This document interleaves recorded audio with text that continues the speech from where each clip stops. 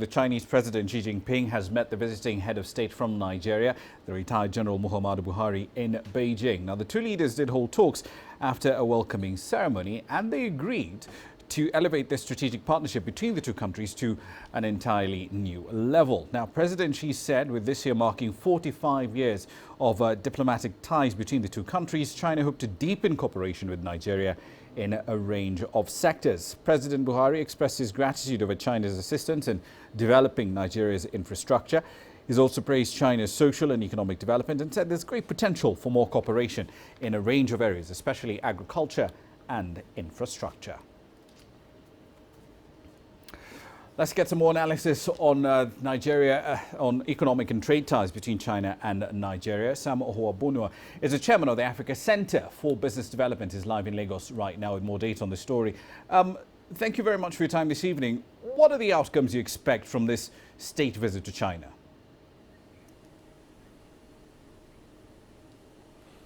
Well, I think the expectations are quite high. Nigeria is in need of support, external support. It needs to fund the deficit. It needs to prime and stimulate the economy. And we believe that China has shown a tendency to be much positively inclined to support African nations. So Nigerians are expecting that the president will come back with a backload of good news from China. Indeed, we understand Chinese authorities have offered a $6 billion loan for infrastructure development. Where do you expect the priority areas for infrastructure development to be?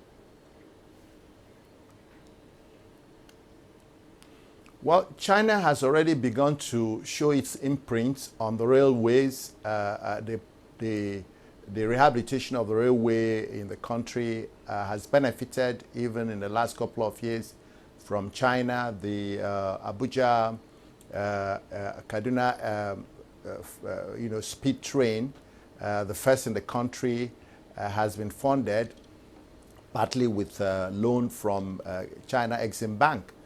So Nigerians are looking forward to a continuation of that in infrastructure, in rails, in roads, in bridges, aviation, because these areas we believe can stimulate and actually help Nigeria to move up and attract much more interest in other sectors in the economy. Indeed. Let's dig deep into the financing question, though.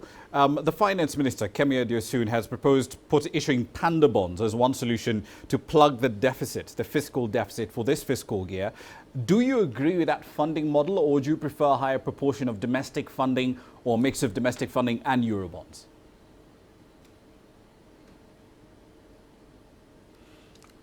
To be sincere, we believe that at this time, the country should look more towards external funding, and panda bonds will be a very welcome addition, a mix of bonds, panda bonds, Euro bonds. As for domestic borrowing, I would think that Nigeria has to be careful, because we need the private sector to complement the effort of the public sector in trying to stimulate the economy. And if the country borrows a lot from the domestic market, it might affect the private sector. They might be marginalized and actually wouldn't have enough space to borrow. So I think a higher percentage of external borrowing at this time will be helpful, but on one condition. That condition is that we are preparing the cash flow to pay back, especially in terms of the dangers of devaluation. So I think we need external borrowing, and panda bonds will do well. A higher proportion of external borrowing with some local borrowing in that way. Let me follow up on that, sir. At the end of the day, given the foreign exchange risk that Nigeria faces at the moment with the prospect of devaluation sometime in the course of the year, wouldn't that be an incentive to borrow more domestically in order to mitigate that foreign exchange risk, be it to the dollar or to the Chinese yuan?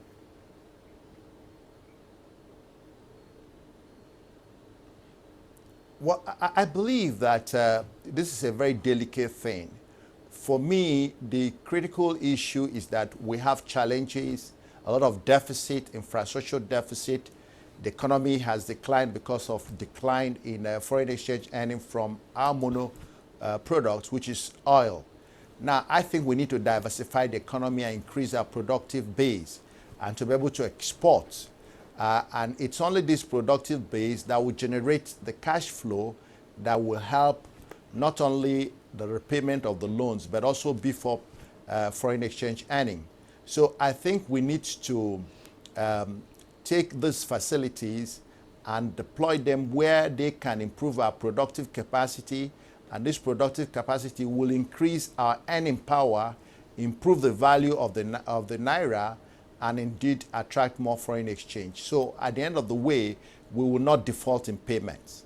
Indeed. One last question for you, sir. In order to expand the tax net, going back to the point you raised about cash flow, we've got to wean Nigeria's government at all levels, federal and state, off the dependency on oil revenues. Given your experience in the private sector, what is the ideal path to expanding the tax net and reducing the percentage of tax revenues that come in from oil?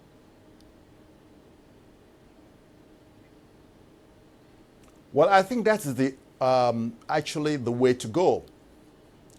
We have been high on the petrodollar for long, and we know that the withdrawal syndrome is very disastrous, as we have seen.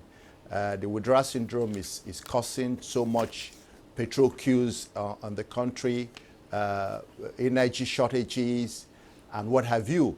So I think the government must focus on its major assignment, which is to create the enabling environment for private sector investments to flow from international sources and from domestic sources. I believe that Nigeria presents a good case for a lot of investment. We haven't really touched the possibilities or potentials of investment that Nigeria can attract. The federal government and the state government should win themselves up hanging around in Abuja with begging balls and sharing money they didn't work for. They need to work hard, create the environment, attract investment, promote investments, cut investments, support investments. And these investments will generate the resources to pay taxes. I believe that the tax net in our country is very, very shallow. So many people outside the net. Mm-hmm. And the first thing the government needs to do, and the minister and all those who work with him, must be how to expand the net, to get more people in the net. And that alone will cause a major change.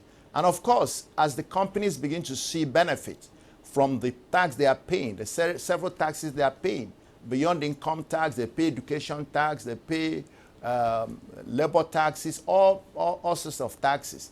And I believe that what the private sector is looking for is to see how this tax is benefiting the companies and the Nigerians. Mm. And if they do see that these taxes are being used well, I think they will support some even increase in some tax level, like in VAT, for example. If we have evidence that the current VAT is being used efficiently, and we see the success and see evidence, I think the private sector will be willing to pay a little bit more. But I think the first thing is to attract more people, then remove the burdens, those obstacles that disturb businesses. If they get away, then many businesses will be willing to pay more taxes. Indeed. We'll leave it there for the time being. Thank you very much for your time this evening. We've been speaking to Sam Ohobunua. He's a chairman of the African Center for Business Development. He was live in Lagos.